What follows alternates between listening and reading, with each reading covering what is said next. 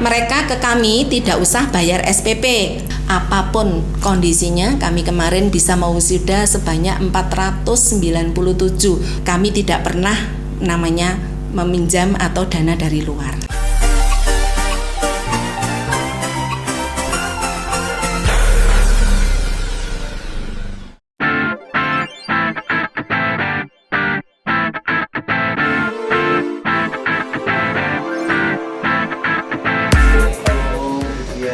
Waalaikumsalam. Alhamdulillahirobbilalamin. Bersyukur barokahnya puasa didatangi Time Indonesia. Mari kita.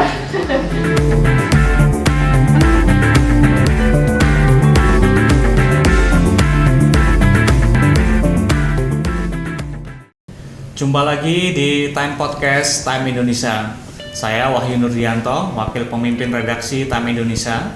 Saat ini kami berada di Universitas Gadjah Yana Malang bersama rektor yang hebat, Profesor Dr.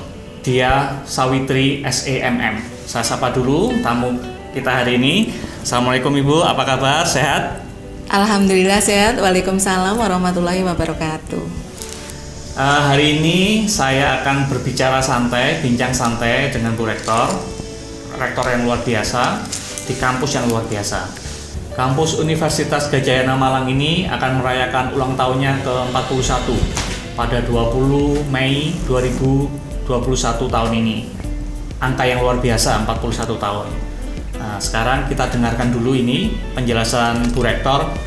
Kira-kira awalnya Bu, sejarah menjadi 41 tahun ini seperti apa Bu? Bisa cerita sedikit Ibu? Oke, terima kasih dari Time Indonesia yang sangat luar biasa juga ya. Terima kasih. Saat ini datang di kampus kami, istilah kami biasa digunakan adalah Uniga Malang yang terdepan dan berkarakter. Kenapa kita bisa bertahan dalam kondisi yang apapun, artinya ada badai, ada perubahan itu sampai sekarang, itu karena semua kebesaran Allah yang diberikan. Dan Uniga Malang berusia 41 tahun itu melalui 3 proses pada saat berdiri 20 Mei 1980 itu adalah pertama kali berdiri, itu adalah namanya AMPA, Akademi Manajemen dan Akuntansi Malang, yaitu berkurunnya waktu AMPA menjadi Sekolah Tinggi Ilmu Ekonomi Gadjah Yana Malang pada tahun 1984. Nah, berkurunnya waktu, perkembangannya yang sangat luar biasa, maka pada tahun 1987 Uniga menjadi Universitas Gadjah Yana Malang yang terdepan dan berkarakter sampai sekarang. Sebetulnya kalau kita melihat konsep yang dilakukan di Uniga ini sangat luar biasa. Kalau dikatakan Uniga ini adalah manajemen tradisional atau bisa dikatakan konvensional, karena dalam mengelola atau memanage kampus ini kami tidak pernah namanya meminjam atau dana dari luar. Luar biasa. Ya. Ini Bu Rektor, 41 tahun. Pasti ada mimpi besar yang ingin dicapai oleh Uniga. Mimpi itu apa Ibu? Iya. Kalau kami bicara mimpi, berarti kita didasarkan oleh visi dan misi lembaga kita tercinta, di mana sebetulnya di tahun 2026 Uniga menjadi universitas yang unggul di bidang riset, ya. Itu mimpi kami. Nah, disinilah dari visi itu maka diterjemahkan ke dalam misi-misi, yang mana di misi itu bahwa setiap pendidikan itu ada aturannya, harus melakukan tridharma perguruan tinggi, karena kita harus betul-betul mengimplementasikan daripada tridharma itu di dalam pendidikan, penelitian, dan pengabdian kepada masyarakat. Itu yang paling penting. Dan Uniga is different, ada bedanya, karena ada terdepan dan berkarakter, di mana di dalam terdepan dan berkarakter itu betul-betul kita menunjukkan bahwa Uniga adalah ingin menghasilkan lulusan yang mampu bersaing di era atau menuju Society 5.0 ini untuk menjadi SDM yang berkualitas sesuai dengan KKNI dan juga SNDikti. Oke, mimpi itu sudah ada Ibu ya. Ya. Tapi sekarang progresnya seperti apa Bu? Apa yang sudah dilakukan oleh Uniga untuk mewujudkan mimpi-mimpi itu, mimpi-mimpi besar itu? Iya, sebetulnya sekarang ini jelas sekali ukurannya adalah outcome.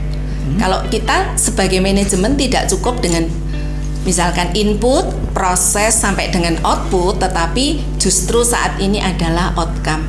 Bagaimana kita melakukan itu, prosesnya adalah sumber daya manusianya bagaimana, ya. Terus sarana prasarana yang kita miliki kayak apa, ya itu penting sekali, dan juga mahasiswanya, ya. Bagaimana cara dosen mengajarnya dan bagaimana cara belajar mahasiswa, itu semua merupakan bagian dari input yang harus dipenuhi di dalam proses pendidikan. Nah, untuk proses pendidikan di sini kami menggunakan konsep bahwa setiap proses pendidikan itu ada namanya, kita menggunakan strateginya kayak apa, ya, metodenya kayak apa, dan bagaimana keterampilan dosen dalam menyampaikan materi atau dalam proses pembelajaran. Nah, di sini pentingnya adalah output itu adalah bahwa proses pembelajaran di Universitas Gadjah Yana yang terdepan dan berkarakter ini harus betul-betul menguasai kognitif, afektif, dan psikomotor. Nah, itu yang paling penting. Dan yang menjadi satisfaction, artinya kepuasan para mahasiswa adalah bahwa mereka lulus itu adalah diterima di dunia kerja sesuai dengan kompetensi yang dimiliki atau prodi-prodi yang ada di Universitas Gadjah Yana Malang. Luar biasa. Jadi sebenarnya mimpi ini sudah terwujud Ibu ya, Sudah dengan terwujud. pembelajaran yang tersistematis, Betul. sarana yang bagus dan sebagainya. Sekarang Bu Rektor, terkait tentang pandemi, tentunya banyak orang juga akan khawatir bahwa bagaimana sih proses pembelajaran di kampus. Tentunya pihak Uniga sudah merancang bagaimana program selama daring, bagaimana mewujudkan mimpi kampus merdeka, belajar merdeka semacam itu. Bisa dijelaskan ini Bu Rektor? Ya, terima kasih dari Time Indonesia yang sangat luar biasa juga ya. Artinya ini sesuatu banget bagi kami untuk bisa menjelaskan ya bahwa untuk proses pembelajaran secara daring kami tidak pernah mengalami kesulitan karena betul-betul kami sudah punya namanya LMS, Learning Management System, yang diciptakan oleh PTI kami atau bagian teknologi informasi yang ada di kami, dan itu merupakan kebutuhan. Nanti dosen itu mau mengajar pakai Google, pakai Zoom ya, itu semua terserah dosennya, tetapi kita tetap punya sistem yang menjadi acuan besar untuk mencapai tujuan pembelajaran. Nah, dalam rangka daring ini betul-betul di-manage, jangan sampai kualitas dari pembelajaran kita itu tidak tercapai. Indikatornya apa? Sesuai dengan capaian pembelajaran yang ditentukan oleh setiap mata kuliah atau prodi masing-masing. Itu untuk capaian pembelajarannya. Nah, kita tidak merubah pertemuan bahwa dengan daring ini atau online ini mahasiswa melakukan proses pembelajaran tutorial atau tatap muka sebanyak 14 kali plus UAS UTS tidak akan berubah. Tetapi yang paling penting di sini ada namanya student center learning yang diterapkan oleh proses pembelajaran sehingga para mahasiswa itu diberikan keleluasaan untuk menguasai materi-materi yang ada di setiap topik-topik dengan konsep SCL, Student Center Learning. Inilah kelebihan online ya, sehingga mahasiswa betul-betul menguasai materi di setiap topik dengan menggunakan konsep Student Center Learning. Untuk metode belajar itu tergantung dari materi yang telah ditentukan oleh para dosen, sehingga itu kelebihan dari dosen tersebut. Maka di kami selalu diadakan bahwa dosen mempunyai kelebihan untuk mencapai tujuan pembelajaran, bahwa dosen itu harus kreatif dan juga inovatif, begitu. Jadi walaupun ada daring, Ya, kualitas tetap nomor satu Ibu ya. Iya, betul sekali. Mahasiswa tetap dituntut pada standar yang sudah ditentukan. Betul, sehingga betul output pun tetap membaik. Harapan kami ke sana dan kami sangat bersyukur sekali apapun kondisinya kami kemarin bisa mewisuda sebanyak 497 lulusan di era pandemik ini, dan itu diwisuda secara new normal, dan itu menjadi sesuatu yang berharga bagi kami karena itu menjadi percontohan juga dari Metro TV. Itu begitu. Itu tadi penjelasan tentang bagaimana Unika membangun sistem pembelajaran online, dan saya rasa sudah sangat luar biasa. Tapi sekarang bagaimana Bu tentang konsep belajar merdeka yang sekarang digaungkan oleh negara? Bagaimana konsep belajar merdeka itu mampu meningkatkan output lulusan? Kalau di Unika seperti apa Bu? Ya, terima kasih sekali dari Time Indonesia. Kami sudah merencanakan proses pembelajaran Merdeka Belajar, Kampus Merdeka, atau yang kita biasakan dengung-dengungkan adalah di mahasiswa kami bahwa kalian boleh mengambil antar prodi, antar fakultas ya dalam satu universitas, berarti Merdeka Belajar dalam kampus sendiri ataukah Merdeka Belajar di luar kampus kita. Nah, ini semua ada aturannya. Jadi kalau misalkan mahasiswa kami, karena kami swasta ya, jadi kalau swasta itu kemarin kami kalau yang internal mungkin tidak apa-apa, jadi kita bangun dengan PTN juga, PTS juga, siapapun yang berkehendak sesuai dengan kebutuhan mahasiswa silahkan memilih PTN atau PTS sesuai bidang kompetensi yang ingin dicapai untuk Merdeka Belajarnya.